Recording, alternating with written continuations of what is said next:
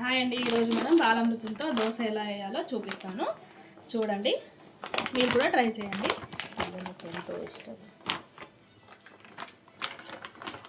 దోశ కోసం మనం ముందుగా ఒక బౌల్ బాలామృతాన్ని తీసుకుందాం.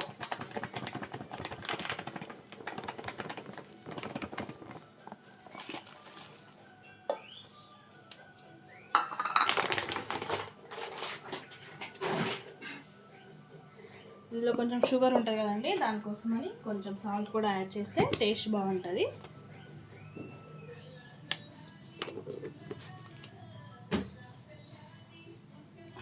కొంచెం మెత్తగా చేసుకోవడం కోసమని ఒక మిక్సీలో 2 బాల్స్ చేసుకుంటే సరిపోతుందండి. ఇదేంటి అవసరం లేదు, మెత్తగా అయిపోయింది కదా 2 బాల్స్తో. ఈ సొంతం బాలామృతంతో కాకుండా కొంచెం మనం ఇప్పుడు ఒక స్పూను గోధుమ పిండి కూడా యాడ్ చేసుకుంటే విరిగిపోకుండా బాగా వస్తుందండి.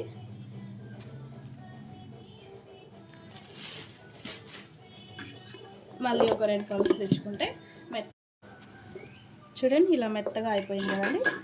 దీంట్లో ఇప్పుడు మనకు కావాల్సినంత వాటర్ పోసుకొని దీన్ని దోశ బ్యాటర్ లాగా రెడీ చేసుకోవాలండి.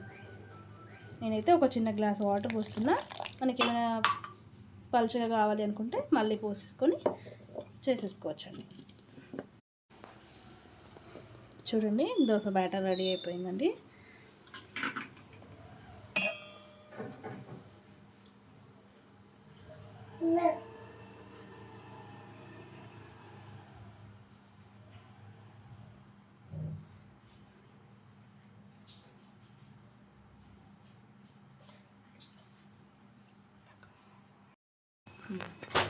చూడండి, దోశ బ్యాటర్ రెడీ అయిపోయింది. మనకి ఏమైనా థిక్గా అనిపించింది అనుకో కొంచెం వాటర్ యాడ్ చేసుకొని చేసుకోవచ్చు.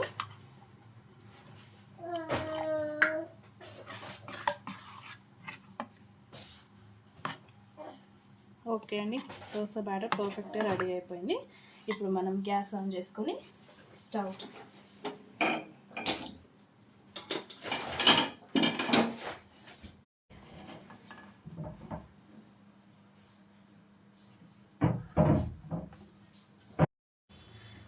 చూడండి, పెనం వేడి అయిపోయిందండి. మనం నార్మల్గా దోశ పోసుకునేటప్పుడు ఇలా ఆనియన్తో ఆయిల్ రాసుకుంటే ఆనియన్ విరిగిపోకుండా పర్ఫెక్ట్గా వస్తుందండి. దానికోసమని ఆనియన్తో ఆయిల్ పోస్తున్నాను.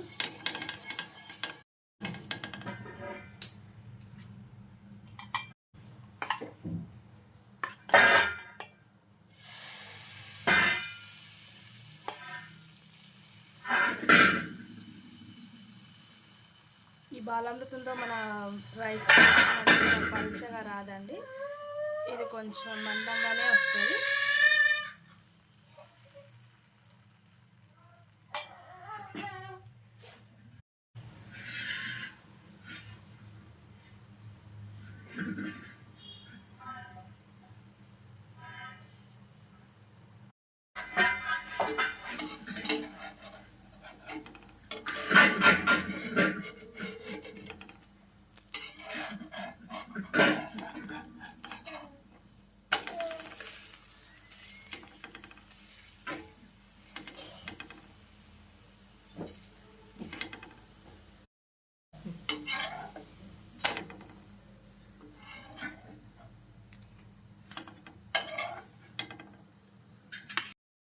మీకు కొంచెం పల్చగా కూడా పోసి చూపిస్తాను, చూడండి.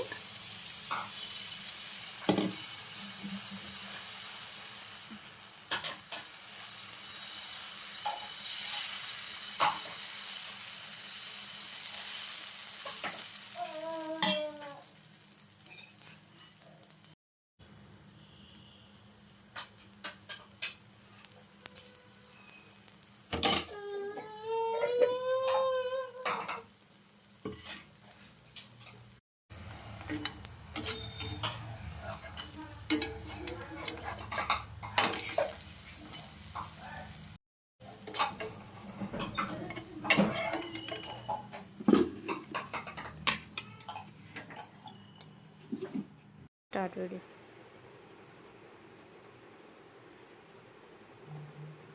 చూడండి, దోశ మా బాబు తినిపిస్తున్నా.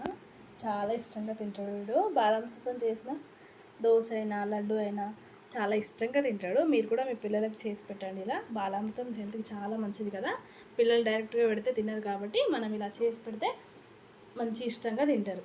అప్పుడు వాళ్ళకి హెల్త్ బాగుంటుంది అండ్ తినడం కూడా బాగుంటుంది.